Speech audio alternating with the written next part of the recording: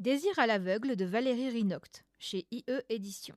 Attention, ce roman contient des scènes de sexe explicites. Prélude. Son corps ainsi alangui sur son lit lève les prunelles vers moi, deux puissants fonds qui me gardent captif un moment. Elle est belle, pire encore, elle est désirable à un point où je ne saurais lui résister, même si je l'avais voulu. Je devine que je vais lui céder, et je n'y vois absolument aucun problème. Aucune contre-indication, peut-on dire. Avec peine, je m'arrache à mon obsession visuelle pour glisser mon regard sur sa silhouette, la caressant d'une œillade enflammée, éperdue en même temps, comme si je ne savais pas où donner de la tête. Je ne la découvre pas, je la connais par cœur. Ma bouche a baisé chaque pouce de sa peau, mes mains ont flatté chaque courbe, chaque aspérité de son être. Je n'ignore rien de ses envies, à la manière dont son derme réagit sous mes doigts, mes lippes ou autres choses diverses. Ses points faibles, osons les appeler ainsi, je sais les utiliser pour lui arracher qui un gémissement, qui un soupir. Elle me régale des délices de son corps. J'aurais dû me retenir dès le début, éviter de céder, de plonger là-dedans la tête la première. J'aurais pu rejeter la faute sur mon amante, succube tentatrice qui est à l'origine de tout, mais comme a dit Albert Camus de son nom, un homme ça s'empêche. J'aurais pu la repousser, j'aurais pu lui faire entendre que ce n'était pas une bonne idée. J'ai choisi, par stupidité, par inconscience, par envie, par pulsion, par désir. Tant de raisons qui font que je ne peux m'en vouloir qu'à moi-même. Mais est-ce le cas? Je n'ai pas vraiment de regrets, Dieu me pardonne, or pour le coup, je garde ma Lilith. J'embrasse sa gorge, elle glousse, je le fais régulièrement. Quand j'agis de la sorte, elle répond que je la chatouille. J'aurais cru l'irriter, ma barbe de 3 jours n'est pas particulièrement douce. Un coup de dent taquin vient saisir la naissance de son sein.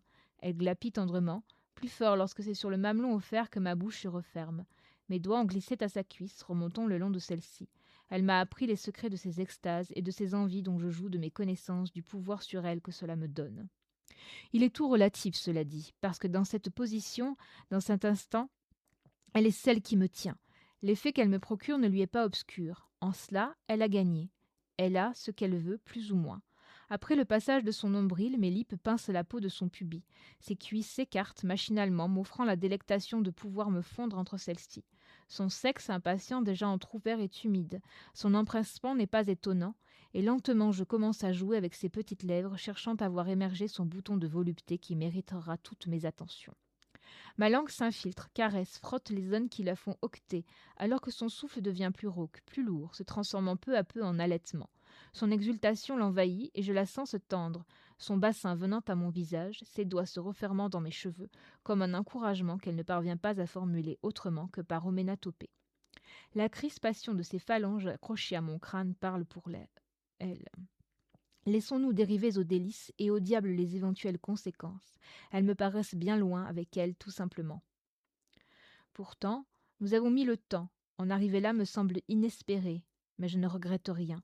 Je souris quand elle émet un couinement. Sans prévenir, j'ai mordillé une de ses petites lèvres, pincé plutôt. Elle éclate de rire et reprend ses gémissements, se redressant pour mieux m'admirer. Buste droit, le sein tombant sous l'effet de sa douleur, sublime.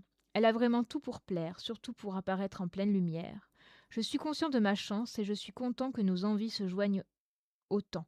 À force d'attention, je sens son corps se crisper, je vois son dos se cambrer, j'entends un long soupir, presque un cri de soulagement, alors que je savoure l'explosion de son plaisir. Sans elle, je n'aurais jamais été capable de ça. Elle halète, expire, se délecte le temps de se reprendre. Et moi, debout à ses côtés, je l'embrasse, presque voracement. Elle bascule en arrière, m'entraîne avec elle, et sur elle. Je la regarde alors que dans un dernier souffle, elle susurre son invitation. Viens. Je ne me fais pas prier. Elle est sublime, ainsi talanguie, et je sais que dans mes bêtises, je n'ai pas à me plaindre. Sentir sa chaleur contre la mienne m'est nécessaire. Lui répondre, et elle a besoin de moi et de mes désirs. Sans compter que j'ai envers elle une sorte de promesse à respecter après tout, et cela passe par ces instants de pure communion et de plaisir. Ô merveille des merveilles! Je laisse mon sexe être avalé par le sien. Pas de violence, pas de rudesse, pas aujourd'hui du moins. Aujourd'hui profitons. Demain est un jour important pour moi, et je me sentirais bien bête d'en rajouter, même si c'est ce que je souhaite presque plus que tout. Que le voulez-vous? Elle m'envoûte clairement. Comment en suis-je arrivé à ce pinacle de plaisir? C'est une longue histoire, ou courte. Le temps est passé si vite. Je ne demande qu'une seule chose, que cette histoire reste notre petit secret. Si cela venait aux oreilles de son père, entre autres, je ne doute pas que j'y perdrais énormément.